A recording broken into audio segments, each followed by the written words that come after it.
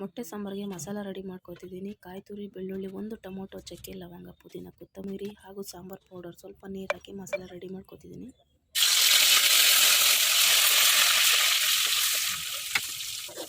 ನಂತರ ಒಂದು ಪಾತ್ರೆಯಲ್ಲಿ ಎಣ್ಣೆ ಹಾಕಿ ಶುಂಠಿ ಬೆಳ್ಳುಳ್ಳಿ ಪೇಸ್ಟ್, ಕರಿಬೇವು ಮತ್ತು ಈರುಳ್ಳಿ ಹಾಕಿ ಚೆನ್ನಾಗಿ ಹುರಿದು ನಂತರ ಮಿಕ್ಸಲ್ಲಿರೋ ಮಸಾಲಾನ ಅದಕ್ಕೆ ಹಾಕಿ ಹುರಿದು ಅಳತೆಗೆ ತಕ್ಕಷ್ಟು ನೀರನ್ನು ಹಾಕ್ಕೊಳ್ಳಿ.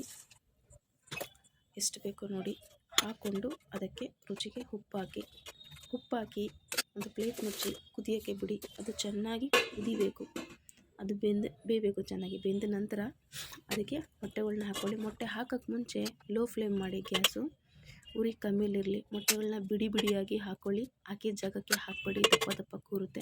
ಬಿಡಿಯಾಗಿ ಹಾಕಿ ಇದಕ್ಕೆ ಟೊಮೊಟೊ ಆದಷ್ಟು ಕಮ್ಮಿ ಹಾಕಿ. ಒಂದೇ ಒಂದು ಟೊಮೊಟೊ ಹಾಕಿರೋದು ನಾನು 5 ಮೊಟ್ಟೆ ಹಾಕ್ತಾಯಿದ್ದೀನಿ. 3 ಜನ ಇರೋದು ನಾವು, ಸಾಂಬಾರು ಮಾಡ್ತಾಯಿದ್ದೀನಿ. ಅದಕ್ಕೆ ನೋಡ್ಕೊಳ್ಳಿ. ಇವಾಗ ತಿರುಗಬಾರ್ದು. 5 ನಿಮಿಷ ಬಿಟ್ಟ ನಂತರ ಈ ಥರ ಉಲ್ಟಾ ಮಾಡ್ಕೊಳ್ಬೇಕು. ಬೆಂದಿದೆ ಚೆನ್ನಾಗಿ. ಮತ್ತು ಪ್ಲೇಟ್ನ ಕ್ಲೋಸ್ ಮಾಡಿ 5 ನಿಮಿಷ ಬಿಡಿ. ಈಗ ಸಾಂಬಾರು ಆಗಿದೆ, ಚೆನ್ನಾಗಿರುತ್ತೆ. ಒಂದು ಸಲ ಟ್ರೈ ಮಾಡಿ ನೋಡಿ. ನಾನು ಹೊಸ್ದಾಗಿ ಅಡುಗೆ ವಿಡಿಯೋಗಳನ್ನ ಮಾಡ್ತಾಯಿದ್ದೀನಿ. ದಯವಿಟ್ಟು ಸಬ್ಸ್ಕ್ರೈಬ್ ಮಾಡಿ, ವಿಡಿಯೋ ನೋಡಿ, ಲೈಕ್ ಮಾಡಿ, ದಯವಿಟ್ಟು ಸಪೋರ್ಟ್ ಮಾಡಿ. ಏನಾದ್ರು ತಪ್ಪಿದರೆ ಹೇಳಿ ತಿದ್ದುಕೊಳ್ತೀನಿ. Thank you so much video ನೋಡಿ.